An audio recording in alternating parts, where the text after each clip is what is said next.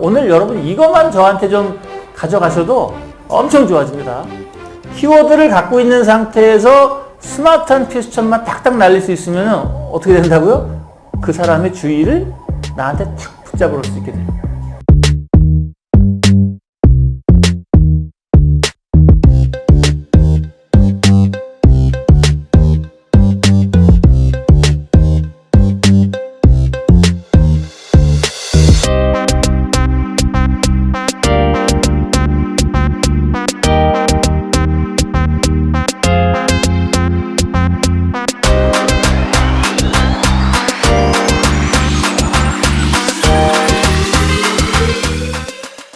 면전에서 설득할 때 제일 좋은 게 뭐라고요? 나를 딱 보면은 키워드가 딱 떠오르면은 설득되어줄 확률이 증가한다는 거예요. 그러니까 여러분들이 설득 없이 설득하고 면전에서 설득하려면 반드시 내 이름 옆에 키워드가 딱 붙어줘야지. 키워드를 갖고 있는 상태에서 지금 말씀드린 두 번째 아주 스마트한 퀘스천을 하면은 설득의 확률이 빡 증가한다는 거예요.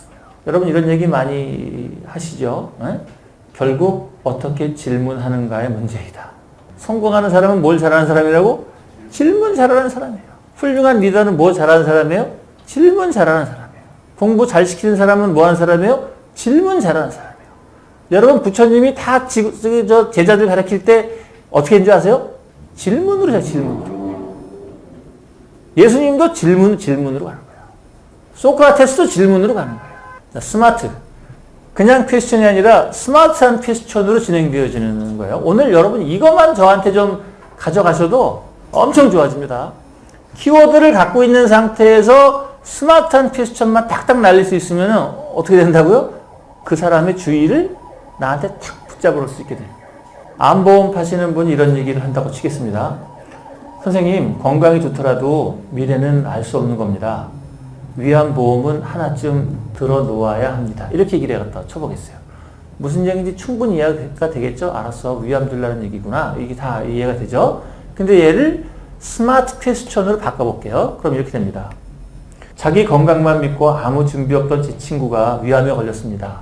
무엇부터 후회했을까요? 아, 보험 하나쯤 들어놨어야 됐는데. 이걸 후회했다는 거예요.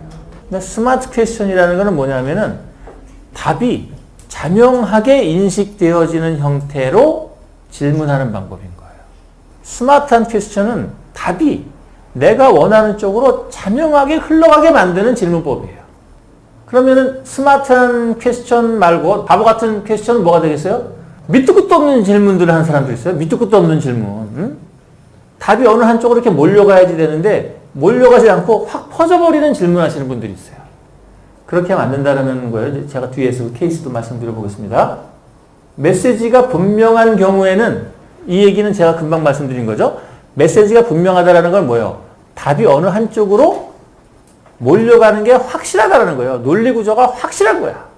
1 더하기 1은 2다. 이렇게 하는 게 아니라 1 더하기 1은 무엇일까요? 그럼 2이 되는 거 있죠. 그게 답이 빨리 가야 돼요. 답이 자명한 구도로 질문을 하면은 저 사람이 시키지 않아도 내가 머릿속에서 프로세싱, 생각이 돌아가죠? 그럼 무슨 일이 벌어질까요? 앞에 있는 분이 저한테 선생님 1 더하기 1은 2입니다. 이렇게 얘기를 했다고 쳐봐요. 그러면 내가 그걸 들었지만 머리에서 프로세싱을 할 수도 있지만 안 할 수도 있죠. 그죠? 컴퓨터에 램상의 데이터가 올라가 있으면은 그거는 그냥 가상 메모리에 떠 있는 거예요. 얘를 세이브 버튼, 하드디스크에 저장을 하지 않으면은 얘는 없어져 버리는 거예요.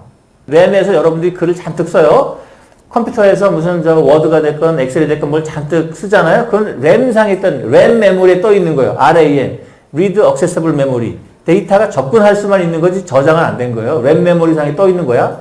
얘를 어떻게 해요? 저장을 눌러야 돼. 저장을 눌러서 바탕화면에다 저장하세요. 그러면 얘가 저장이 되는 거죠. 하드디스크에 들어가는 것도 메모리에 저장시키는 거고 램상에 떠 있는 것도 메모리 위에 있는 거지만 램에 있는 거는 저장이 안 된 거야.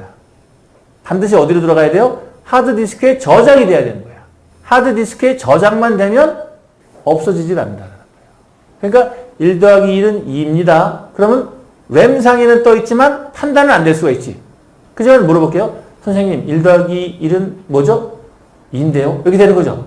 2입니다. 라고 하는 순간 뭐가 되는 거죠?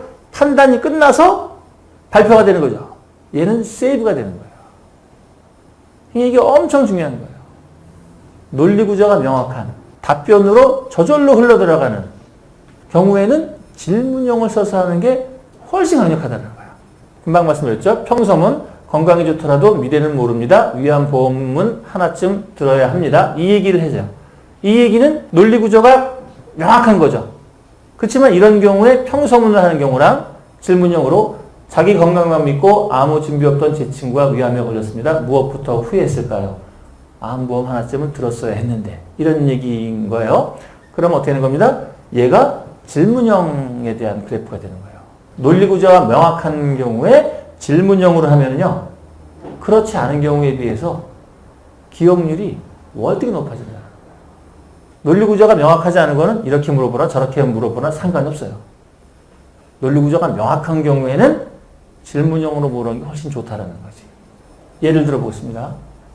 이거를 잘 쓰는 사람이 스티브 잡스예요. 스티브 잡스 발표하는 거 보면 이런 식으로 합니다.